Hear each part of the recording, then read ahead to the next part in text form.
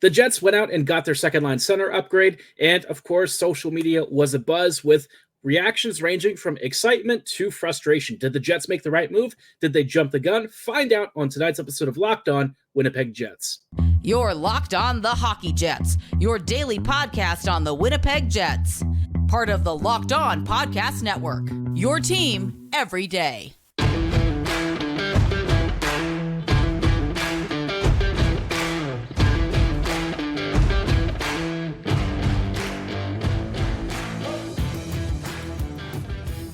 Good evening, Winnipeg Jets fans, and welcome to tonight's episode of Locked On Winnipeg Jets, part of the Locked On Podcast Network, your team every day. I'm your host, Harrison Lee, an avid Winnipeg Jets fan and an online blogger. You can follow me on Twitter at HLivingLoco and at LO_Winnipeg Jets. Thanks for making Locked On Jets your first listen of the day every day. If you like what you're hearing, be sure to like, follow, and subscribe on all of your favorite podcasting platforms and YouTube. Doing so, of course, is always free of charge and ensures you never miss another episode. Most of all, though, we just love and appreciate your support. Tonight's episode is brought to you by FanDuel. Make every moment more because right now, new customers can get $200 in bonus bets if your best bet of $5 or more wins. Visit FanDuel.com/lockedon right now to get started. Now, like I said, obviously the Jets, everyone's talking about them having made a rather aggressive move ahead of the trade deadline. Winnipeg has acquired Sean Monahan from the Montreal Canadiens. And if you're wondering about the price tag, it's a first-round pick from this year and a conditional third-round pick from 2027. That condition being if the Jets win the Stanley Cup. So essentially 2 picks if the Jets win the Cup, 1 if they do not. So let's be honest, right? When you look at the trade market and what's been out there, there's been a lot of discussion around centers. Elias Lindholm, yesterday or so, got traded to the Vancouver Canucks. That was, of course, a huge move. Right as I was recording one of our previous episodes, the trade broke. So, it was a little bit of an unfortunate timing situation because I would have loved to have had more time to react to it in real time. But overall, right, I would say that there seems to be a thought with Lindholm now gone that the center market is suddenly very thin, especially since it's come out that the Sabres might not be all that interested in signing or in trading Casey Middlestat, which if that's the case and Casey is going to stay and re-sign with the Sabres, fair enough, right? The Sabres were apparently thinking they'd ask for a king's ransom, which makes sense.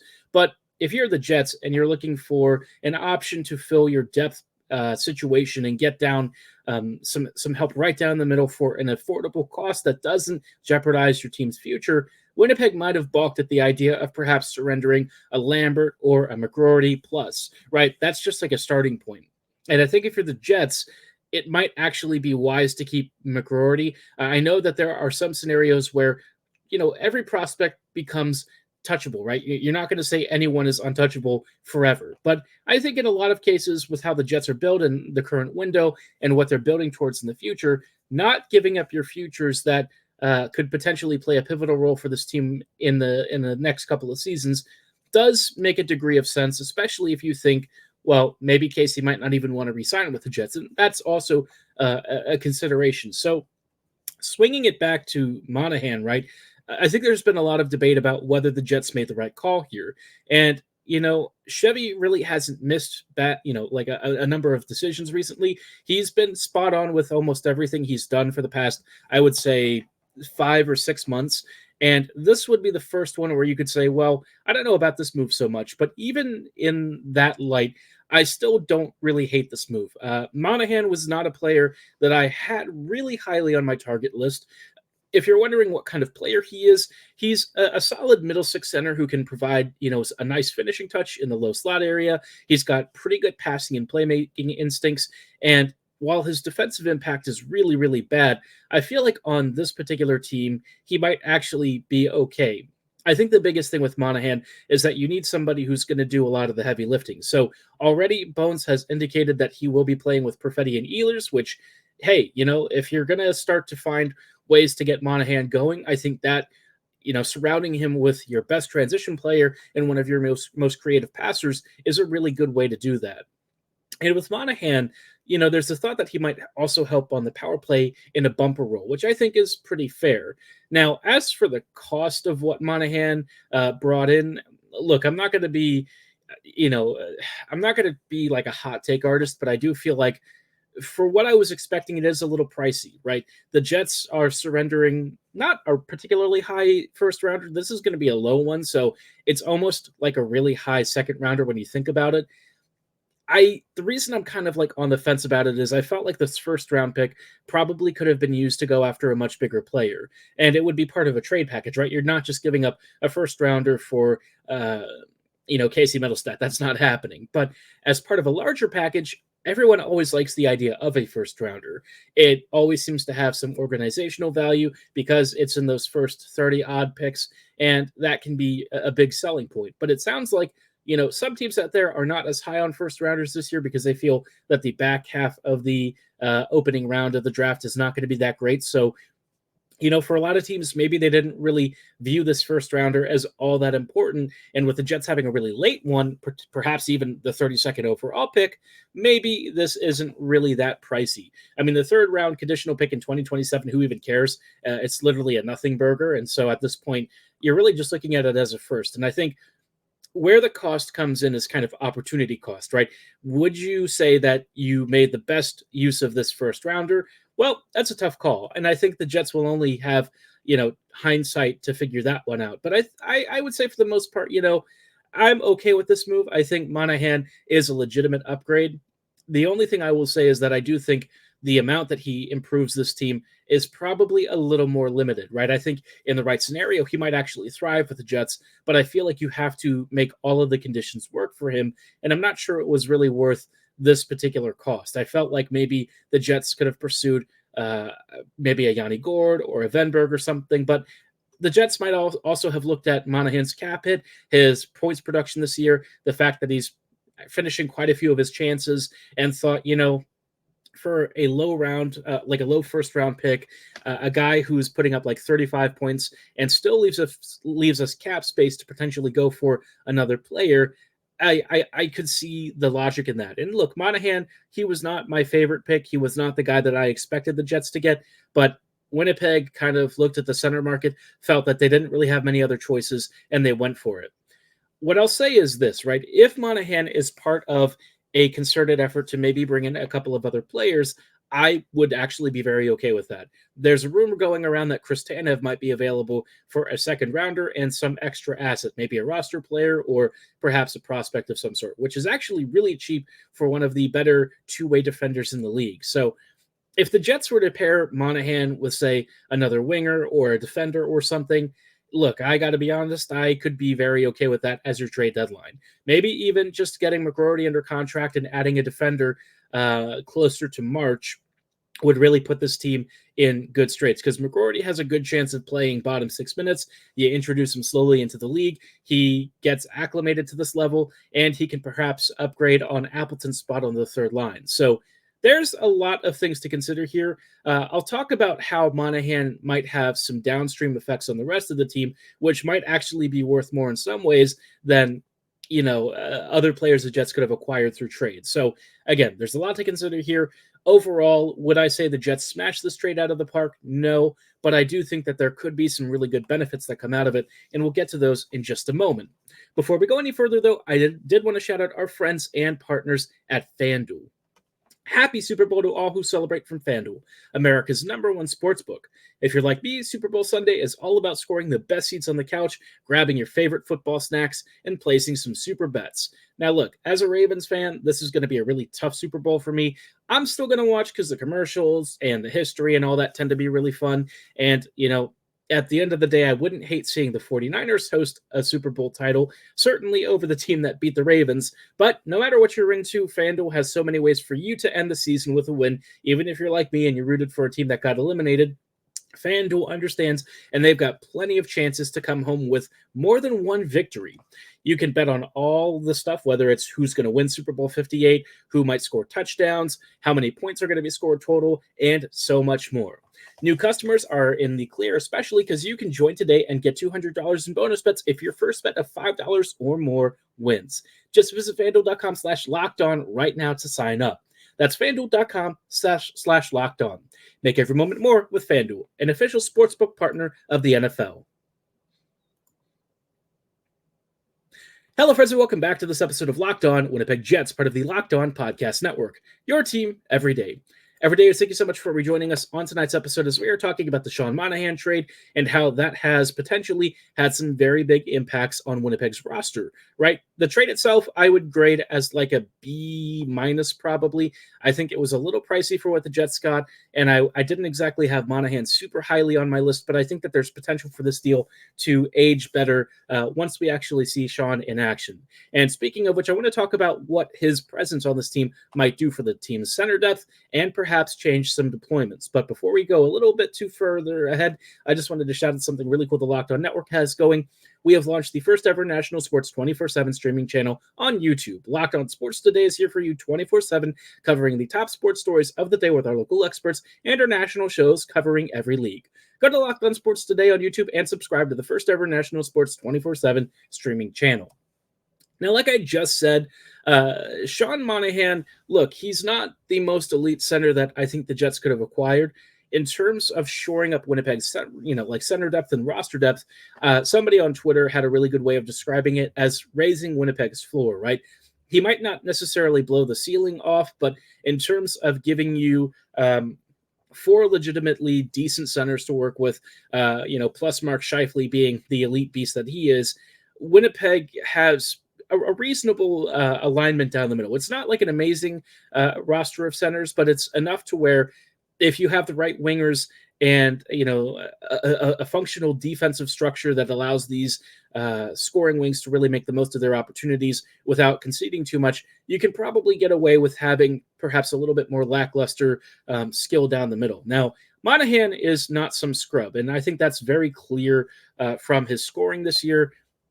He's not a player that you should write off immediately because, you look at his underlying metrics and maybe he doesn't shine as much as you'd like. He's a legitimately quality middle six center with a nice shot. He's got good passing. He's a smart player in the offensive zone, and I think he'll actually do pretty well, perhaps being the guy who's more of the finisher and poacher than he is the one who has to do all of the creation, right? He's done a really good job with the Habs so far, given the role that he's been assigned and what he's been asked to do, and I feel like, look, the defensive side of his game, it's definitely not a strong suit. In fact, it's probably not that much different from Kyle Connor in previous seasons. But at the end of the day, he's playing with one of the best defensive forwards on the team in Perfetti and one of the best attackers in Ehlers. So as long as he can basically keep pace, I don't think it's going to be a problem.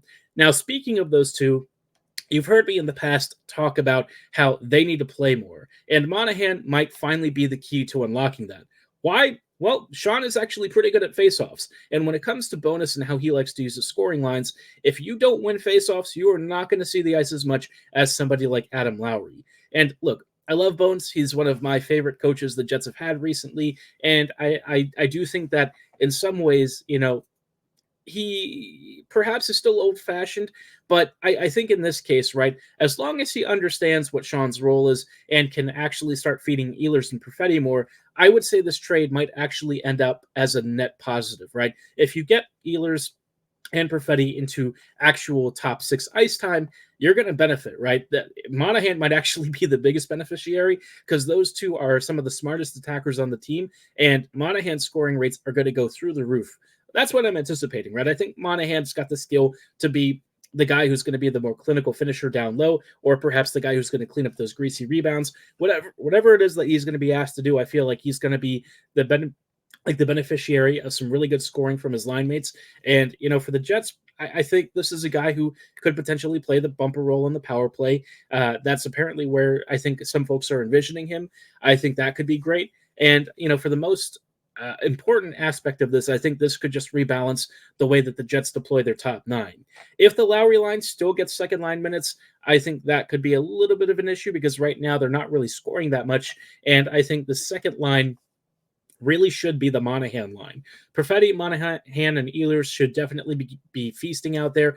I think that they're going to prove this assumption right, that they're actually going to thrive together. And so in some ways, I'm actually kind of excited to see this. And I know it sounds really silly, especially in light of the fact that I've kind of been a little bit lukewarm on the trade itself. I still think there's stuff that gives the Jets enough of a win here that it may end up being worth it. So sometimes you have to make a trade for a player the coach is going to use, and that might have been the case with Monahan. It might have also been a situation where, the rest of the center market was too expensive or just not worth what people were asking for players who really weren't going to move the needle. And so Chevy went out and got the guy that he felt would be a player the Jets coaching staff would use, and, also get Perfetti and Ehlers more time. So there's a lot that's positive here. And I'm not going to say that this is perhaps the needle mover that I was hoping for, but I will say that it still leaves the Jets a lot of room to make a bigger move. Now, if they do this, they are going to have to start moving some of their prospects, is my guess. Now, if they maybe go for like a Daniel Sprong, that could be an option where you use like a pick and perhaps a Lucius and maybe an Appleton, and you turn that third line into a really effective complement to the second and first lines. As it is right now, Appleton's got decent chemistry with Lowry, but I feel like, from the Jets' perspective, if you really want to sort of max out your scoring potential out wide, Sprong is the kind of player you really should target. He's got a super low cap hit like Monahan does. He's shooting the lights out. He's actually just really good in general, and I feel like he's been really underappreciated the last few seasons. I think the Jets could potentially turn themselves into a really difficult matchup team with just one or two more acquisitions. And if that acquisition is internal with like a McGroarty or something, fair enough. But in terms of the trade market, the Jets still have lots of flexibility. Will it cost them a prospect? Probably. And you could argue that that might be a steep price to pay, but you know what? It is what it is. If they get Tanev, and it only costs them like a second and a low round, like a low end prospect, or maybe a roster player that perhaps doesn't fit Winnipeg's plan. Hey, you know what? That's kind of okay with me. Tanev would be a great upgrade. I'd be very happy to see him in a Jets uniform. I think he'd be a nice, stable defensive presence. He might actually end up either on the first or second pair, and given how Bones likes to run his pairings, that could be really beneficial to the Jets. So there's a lot to like here. I think in terms of, Sean's overall potential impact on this team, I'm optimistic about the outlook for the Jets. I feel like Winnipeg has gotten a center who can at least do some lifting for the squad. Not a lot, mind you, but I think for what our weaknesses were and what the potential market was, the Jets still haven't pigeonholed themselves out of doing anything else. So this could be good, and we'll talk about sort of the opportunity cost and what the Jets may now miss out on, or perhaps already have missed out on, in just a little bit. Hello, friends, and welcome back to these closing thoughts on tonight's episode of Locked On Winnipeg Jets, part of the Locked On Podcast Network, your team every day.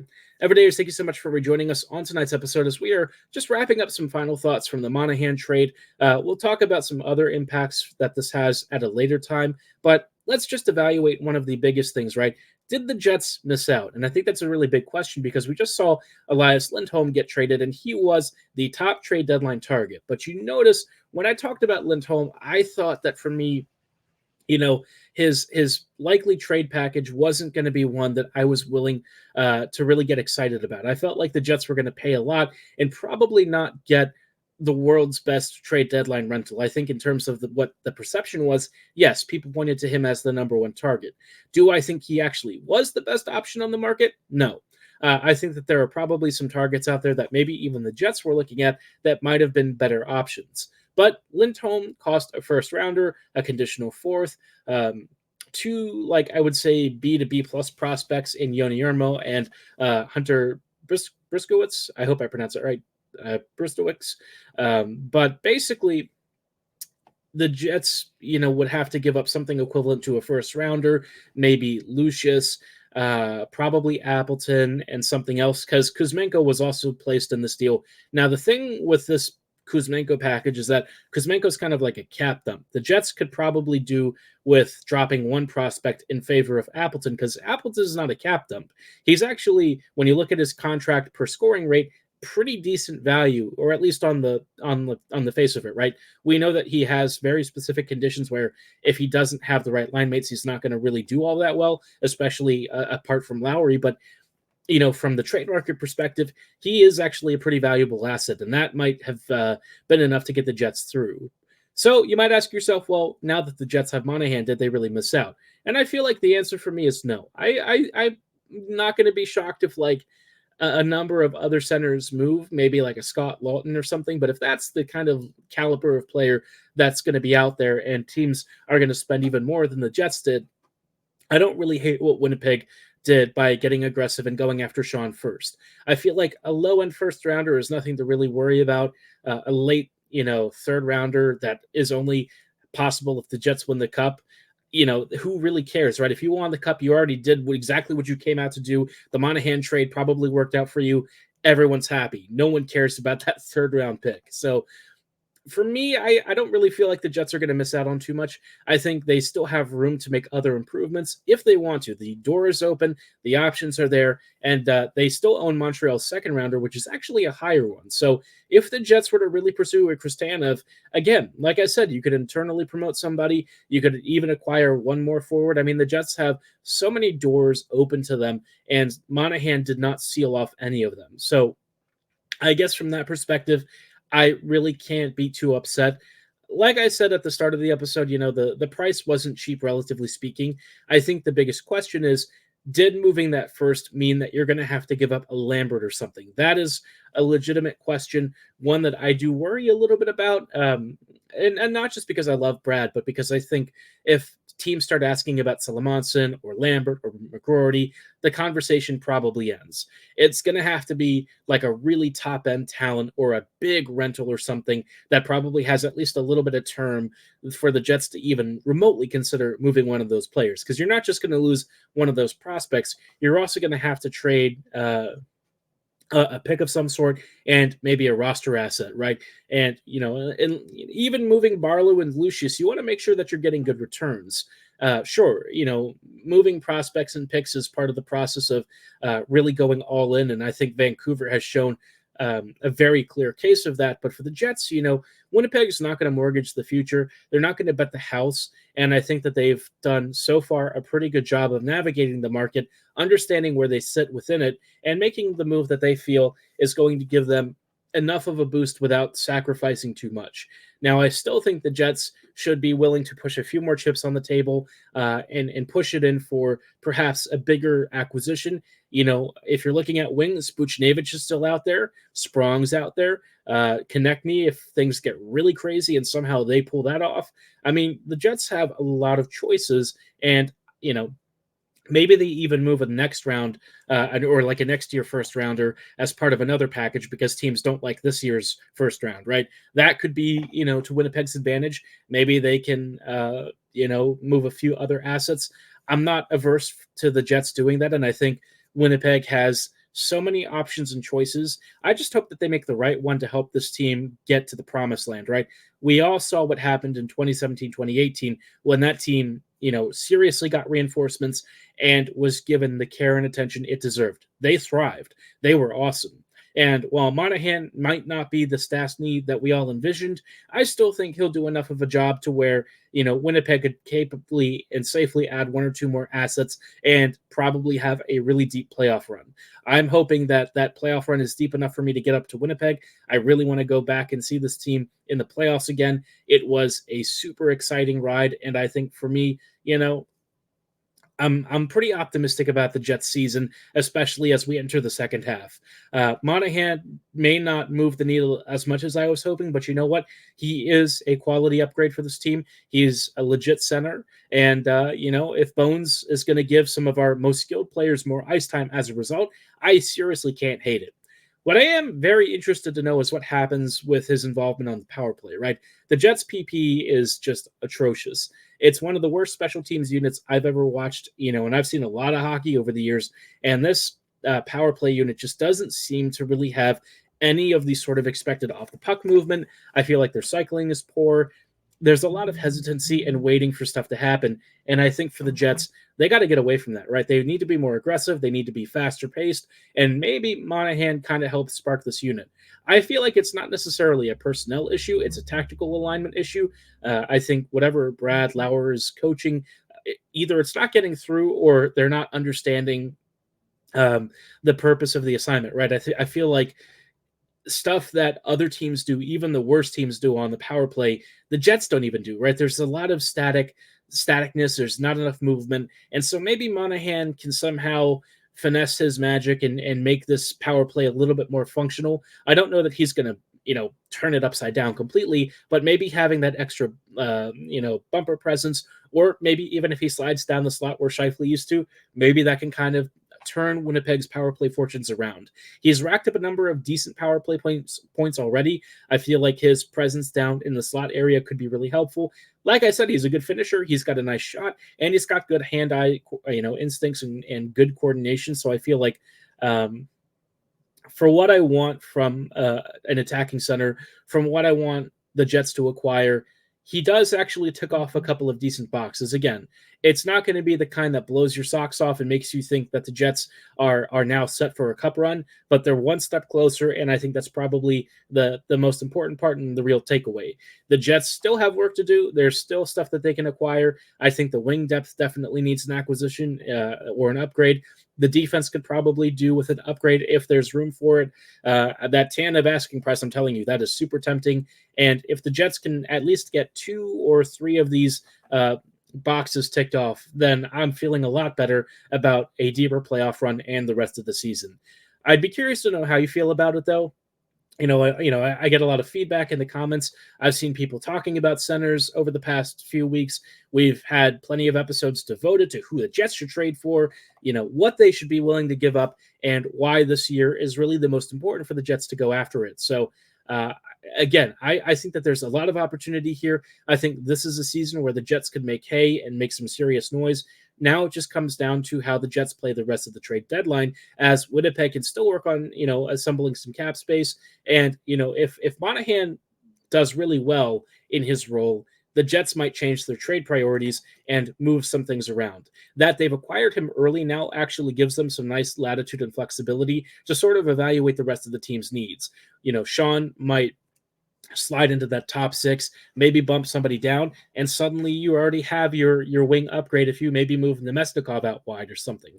I don't know. We have a lot of options. We've got plenty of time to find out, and making the move now might really benefit the Jets in the long run. But let me know your thoughts in the comments below. Are you excited about this trade? Are you happy to see Monahan move to Winnipeg, or do you think the Jets got fleeced? Drop your thoughts below or at my social medias at HLLivingLoco and at LO_Winnipeg Jets. For tonight's episode, though, that is going to be all the time that we have. Stay tuned early next week for some pre-coverage ahead of the Jets returning to regular season action. I'm hoping for some wins. I'm hoping that Monahan slides in and becomes a great player for the Jets. I know I'm actually reasonably looking forward to seeing him suit up, and I hope you are too. But like I said, that is all the time that we have for this evening. We will see you back here next week with even more Winnipeg Jets coverage. So don't forget to like, follow, and subscribe. And as always, have a great night and go Jets go.